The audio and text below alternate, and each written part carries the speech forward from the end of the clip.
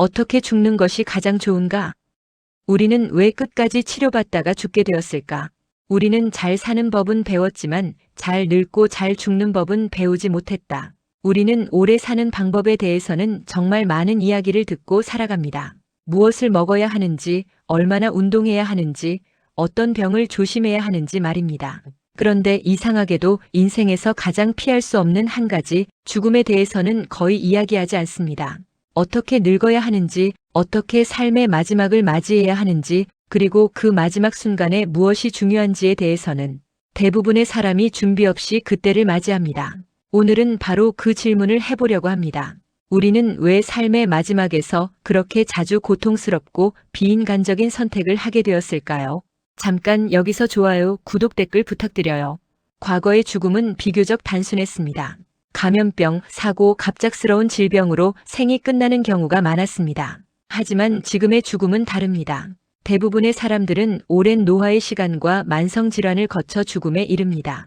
죽음은 더 이상 하나의 사건이 아니라 수년 때로는 십수년에 걸쳐 이어지는 삶의 한 단계가 되었습니다. 문제는 이 긴 시간 동안 우리가 무엇을 목표로 살아가고 있는가입니다.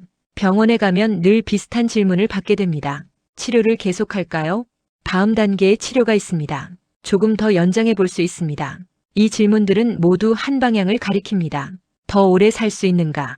하지만 정작 가장 중요한 질문은 잘 나오지 않습니다. 이 삶의 방식이 당신이 원하는 것인가? 이 상태의 삶을 받아들일 수 있는가? 무엇을 위해 시간을 벌고 있는가? 이 질문이 빠진 채 치료만 이어질 때 삶은 점점 사람의 것이 아니라 의료 시스템의 것이 되어갑니다.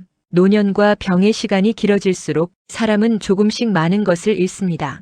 걷는 능력, 기억력, 청력, 시력, 그리고 무엇보다 중요한 것, 스스로 결정할 수 있는 힘을 잃습니다. 우리는 이 변화를 보호라는 이름으로 포장합니다. 위험하니까 대신 결정해주고, 넘어질 수 있으니 움직이지 말라고 하고, 혼란스러울 수 있으니 일상을 단순화합니다.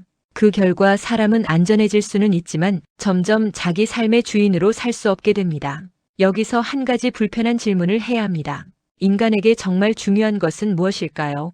완벽하게 안전하지만 아무것도 선택할 수 없는 삶일까요? 아니면 약간의 위험이 있어도 내가 무엇을 할지 스스로 결정할 수 있는 삶일까요?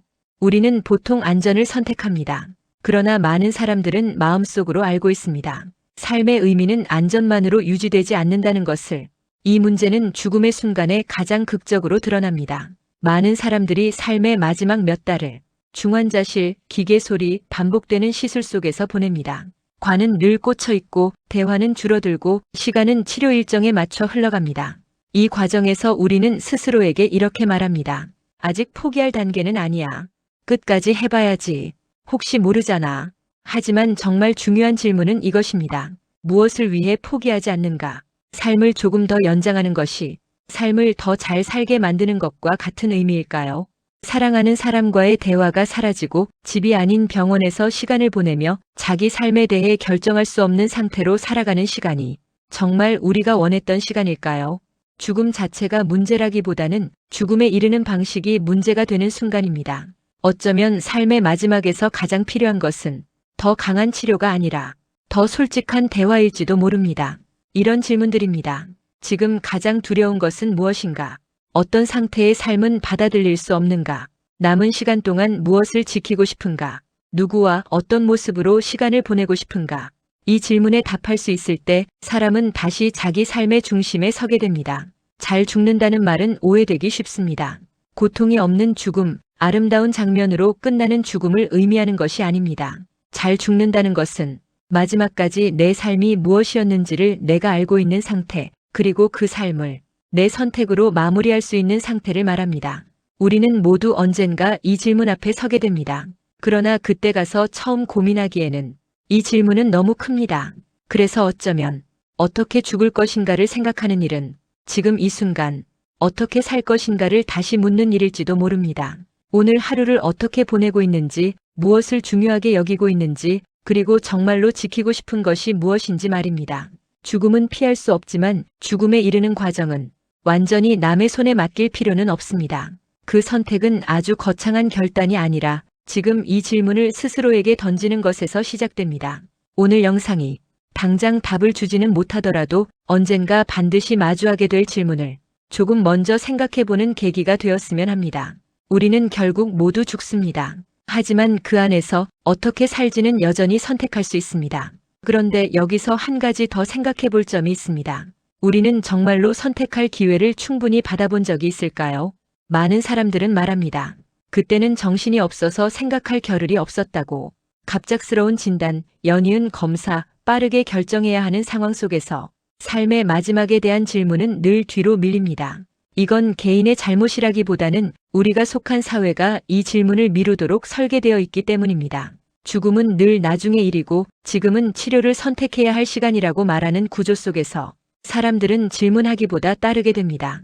또 하나의 중요한 문제는 우리가 죽음에 대해 이야기하는 것을 여전히 불길한 일, 패배, 포기로 여기고 있다는 점입니다. 괜히 그런 얘기 하지 말자. 아직 그럴 때 아니야. 이 말들은 위로처럼 들리지만 사실은 대화를 막는 문장이기도 합니다. 그 결과 우리는 정작 가장 중요한 순간에 서로의 생각을 알지 못한 채 결정을 내리게 됩니다. 가족은 가족대로 괴롭고 환자는 환자대로 외롭습니다. 많은 선택이 환자를 위해서라는 이름으로 이루어지지만 그 선택이 정말 환자의 것이었는지는 사후에 누구도 확신하지 못합니다. 그래서 남는 것은 종종 그게 최선이었을까라는 질문입니다. 이 질문은 시간이 지나도 쉽게 사라지지 않습니다.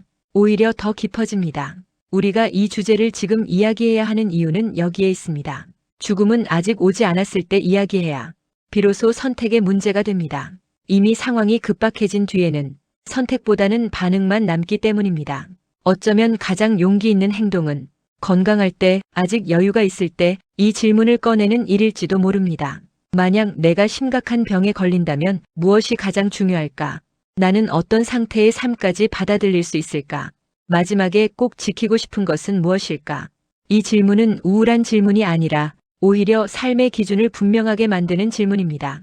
지금의 선택들이 무엇을 향하고 있는지 돌아보게 만들기 때문입니다. 삶의 마지막을 생각해 본 사람은 현재를 조금 다르게 살게 됩니다. 관계에 조금 더 솔직해지고 미루던 말과 행동을 줄이게 됩니다. 무엇이 정말 중요한지 조금 더 분명해집니다. 죽음을 생각한다고 해서 삶이 어두워지는 것은 아닙니다. 오히려 삶의 윤곽이 또렷해집니다. 그래서 이 영상의 질문은 결국 죽음에 대한 질문으로 끝나지 않습니다. 이 질문은 이렇게 바뀝니다. 나는 지금 내가 중요하다고 말하는 것에 맞게 살고 있는가? 아니면 언젠가를 위해 계속 미루며 살고 있는가? 우리는 모두 언젠가 선택의 순간에 서게 됩니다. 그 선택이 남의 판단이 아니라 내 삶의 연장선이 되기 위해서는 지금 이 질문을 외면하지 않는 것이 필요합니다. 어떻게 죽을 것인가는 어떻게 살 것인가와 분리된 질문이 아닙니다. 그 둘은 같은 질문이 서로 다른 시점일 뿐입니다. 오늘 이 영상을 본 지금 이 순간이 아주 작은 시작일 수 있습니다. 아직 늦지 않았습니다. 이 질문을 생각하기에 그리고 삶을 조금 더 내 쪽으로 끌어오는 데에 감사합니다. 여기서 좋아요, 구독, 댓글 부탁드려요.